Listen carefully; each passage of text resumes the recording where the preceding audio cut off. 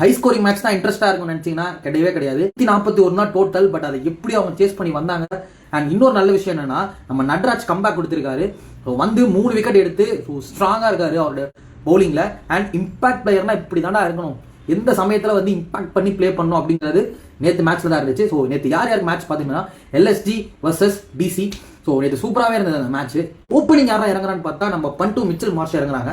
So first வந்து நம்ம Mitchell Marsh ஓரளவுக்கு 4 அப்படி இப்படின்னு ஒன்று அடிக்கிறாரு, லைட்டாக ஓப்பன் அப் ஆகுறாரு. இந்த பக்கம் செகண்ட் ஓவரை நம்ம பண்டு வந்தோடனே அவரும் ஒரு 4 அடிச்சு ஏதோ போயிட்டு இருக்கும்போது தேர்ட் ஓவரில் பார்த்தா அன்ஃபார்ச்சுனேட்டா ஸோ ரொம்ப பாவங்க இருந்தாலும் பண்ணிட்டு சரி ஏதோ ஒன்று ப்ரூஃப் பண்ணலாம், நம்ம அடுத்து நம்ம ஒரு கேப்டனாக இருக்கும், நம்மளால முடிஞ்சதை ப்ரூவ் பண்ணலாம்னு நினச்சி வரும்போது அன்ஃபார்ச்சுனேட்டாக கையில் பட்டு ஸ்டம்பில் பட்டதுனால விக்கெட் ஆல் கிரீஸில் இல்லை. ஸோ நம்ம கையில் எதுவும் இல்லை. ஸோ அதுக்கடுத்து பார்த்தா நம்ம அக்ஷர் பட்டேல் வந்து அடுத்து வந்த மாக்ரம விக்கெட் எடுக்கிறாப்ல. அதுக்கடுத்து யாரா வரான்னு பார்த்தா நம்ம ஆயுஷ் பதோனி. ஸோ அவரும் வந்து ஒரு யங் பிளேயர், சரி வந்து நல்லா பண்ணுவாப்ல அப்படின்னு பார்த்தா வந்து ஒரு 3வது பாலே பார்த்தா பேட்டை சுற்றி டிப் ஆகி கேஎல் ராகுல் கிட்ட அவுட். அந்த விக்கெட் யார் எடுத்தான்னு பார்த்தா நம்ம நட்ராஜ் எடுத்திருக்காப்ல, அவரோட ஃபர்ஸ்ட் விக்கெட் இந்த மேட்ச்ல. பதோனி போன உடனே நிக்கலஸ் பூரன் வராரு, சரி ஓரளவுக்கு நல்ல பார்ட்னர்ஷிப்பா போகும் அப்படின்னு பார்த்தோம். ஆனா பட் இந்த பக்கம் ஸ்டில் மார்ச் வந்து நல்லாவே விளையாடிட்டு இருக்காரு. ஒரு 4 ஏதோ ஒரு நேரத்தில் ஒரு ஓவரில் ஏதாவது ஒரு 4 அடிச்சு கொஞ்சம் ஓப்பன் அப் பண்ணி எப்படியாவது ஒரு ஸ்கோரை பூஸ்ட் பண்ணணும் கரெக்டாக பண்ணிட்டு இருக்காரு அவரோட வேலையை. நம்ம சவுத் ஆப்பிரிக்கா பிளேயர் வந்து இக்னி வந்து பொலகிராப்ல போல்ட நம்ம நிக்கலஸ் பூரனும் அவுட்டு. தக்காளி சம பாலுங்க அது. எப்போ அது பிச்சாச்சு எப்போ அது உள்ள போச்சுன்னு பேட் ஆன பூரனுக்கே தெரியல, தெரிக்க விட்டான்னு பவுலிங்ல. அப்புறம் குல்தீப் வந்து ஓவர் போடுறாரு. ஸோ ஓவர் போடும்போது கொஞ்சம் நல்ல ஸ்பின்னா போக அழகாக நம்ம மார்ச் வந்து கேட்ச் கொடுத்துட்டு போறாரு. பரவாயில்ல, ஒரு நல்ல இன்னிங்ஸ் ஆடி தான் போயிருக்காரு, ஓரளவுக்கு ஏதோ சொல்லலாம்.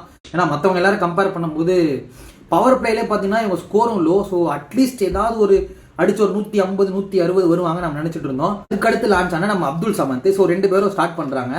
ஆஃப்டர் தட் இந்த பக்கம் அவுட் ஆனதுனால சௌத்ரி வராரு, சௌத்ரி அவுட்டு. அடுத்து அடுத்து அப்படியே அடுத்து அடுத்து அடுத்து அடுத்து விக்கெட் ஆகிட்டே இருக்கு. சௌத்ரி அவுட் ஆனதுனால இம்பாக்ட் பிளேயரா ஷபாஷ் வராரு.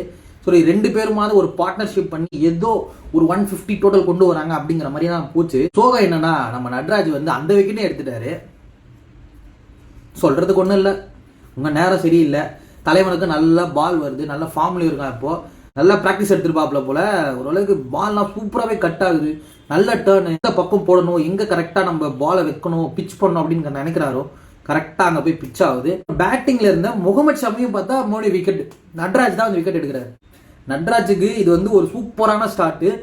யாருக்கு வந்து இது நல்லதோ இல்லையோ நட்ராஜுக்கு ரொம்ப சூப்பரான ஸ்டார்ட். பிகாஸ் பார்த்தீங்கன்னா ஆஃப்டர் லாஸ்ட் இயர் கூட அவர் ஆடலை, வந்தாரு பட் வெளியில தான் உட்காந்துட்டு இருந்தாரு. ஆனால் இந்த வருஷம் உள்ள கூப்பிட்டு வந்து 4 ஓவரில் 3 விக்கெட் எடுத்திருக்காரு. ரொம்ப பெரிய விஷயம். நட்டு வாழ்த்துக்கள் நட்டு. நாக்கியா வந்து பழைய நோக்கியா ஃபோன் மாதிரி அப்படியே காலி ஆயிடுச்சு, இருந்த இடம் தெரியாம வந்த உடனே பார்த்தா மோடி வெளில போயிட்டார் நாக்கியா. சரி கடைசியா ஒரு விக்கெட் இருந்தது, அதையும் பார்த்தா இக்னி எடுத்துட்டாரு. ஸோ எல்லாருமே பார்த்தா 141க்கு ஆல் அவுட். எப்படி 13 ஓவரில் 12 ஓவரில் முடிச்சிருவானுங்க அப்படின்னு நினைச்சிங்க, அதான் கிடையாது. வாங்க பார்க்கலாம். கேஎல் ராகுலும் நிதிஷ் ராணாவும் ஓப்பனிங் இறங்குறாங்க. சரி ஒரு நல்ல பார்ட்னர்ஷிப்பாக இருக்கும் அப்படின்னு நம்ம நினைக்கிறோம். ஆனால் ஆப்போசிட்ல வந்து பார்த்தா முகமது ஷமி வந்து ஃபர்ஸ்ட் ஓவர் போறாரு. ஃபர்ஸ்ட் ஓவர் ஃபர்ஸ்ட் பால் சைடில் கொடுத்து ஆஃப்ல கொடுத்து அவுட் ஆகிறாப்ல நம்ம கேஎல் ராகுல் டக்கு. சீசன்ல என்னன்னா நம்ம யார் நல்லா அடிப்பாங்க, யார் கம்பேக் கொடுப்பாங்கன்னு நினைக்கிறவங்க எல்லாம் அவங்களுக்கு அடிதான் விழுது. என்ன எனக்கு ஒன்றும் புரியல. ஸோ இதை நான் வந்து ஒரு தனியாக ஒரு ஷார்ட்ஸ் ஒன்று போடுறேன், இது என்ன ஏது அப்படிங்கிறத. அதுக்கு அடுத்த மேட்சை பார்ப்போம். இப்போ ஸோ நிதிஷ் ராணாவும் பார்த்தோன்னா அவன் பங்குக்கு பார்த்தோன்னா ஒரு 4 ஒரு 6 ஏதோ ஒன்று அடிச்சுட்டு கரெக்டாக 2 ஐட்டம் மெயின்டைன் பண்ணிட்டு இருந்தான். தேர்ட் ஓவரில் பார்த்தா ஃபைனலாக நிதிஷ் ராணாவே பார்த்தா கேட்ச் கொடுத்துட்டு போயிட்டாப்ல ஸ்லிப்பில். ஏதோ அழகாக குழந்தைக்கு கையில் கொடுக்குற மாதிரி அழகாக பின்னாடி தட்டி விட்டாப்புல. பின்னாடி தண்ணிக்கு 2 ஸ்லிப்பு, ஒரு ஆள் இருந்தால் கூட பரவாயில்ல, 2 ஸ்லிப்பு அழகாக பிடிச்சி வீட்டுக்கு போப்பா தம்பின்னு அமுச்சு விட்டாங்க. இதுக்கு அடுத்து தான் களமிறங்குறாரு ஆட்ட நாயகன் impact player Rizvi. So 4 over முடியும் போது பார்த்தீங்கன்னா வெறும் 24 ரன்னு, சாரி 6 ஓவர் முடியும் போது பார்த்தீங்கன்னா வெறும் 24 ரன்னு 4 விக்கெட்டு. அதில் பாதாளத்தில் இருந்தானுங்க இந்த டீமு. இது வேலையே ஆகாது, இவனுங்களும் ஃபுல் அவுட் ஆயிடுவானுங்க, ஆல் அவுட் ஆயிடுவானுங்க, முடிச்சு விட்டுடலான்னு நினச்சிருந்தானுங்க. இம்பாக்ட் பிளேயர் வந்தாப்புல ரிஸ்வி செதற விட்டாங்க மேட்ச்ல. நீங்க மேட்ச் பார்த்துட்டீங்கன்னா தெரியும். ஸோ ரொம்ப அண்டர் ப்ரெஷர்ல போயிட்டு இருந்தது. ஒரே ஒரு ஓவர் வந்து மாற்றி விட்டுருச்சு. நம்ம ஷபாஷ்னு ஒருத்தர் டெபியூ நினைக்கிறேன் இந்த டீம்ல. ஓவர் போட்டா ஒரு மாதிரி கேர்லெஸ்ஸா போட்ட மாதிரி இருந்தது.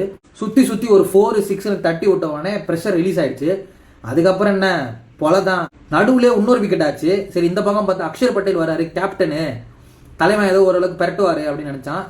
பார்த்தா அவரை பரட்டி அமிச்சிட்டாங்க, டக் அவுட்டு. பாவம் மூஞ்ச பார்க்கவே ரொம்ப கொடூரமாக இருந்தது.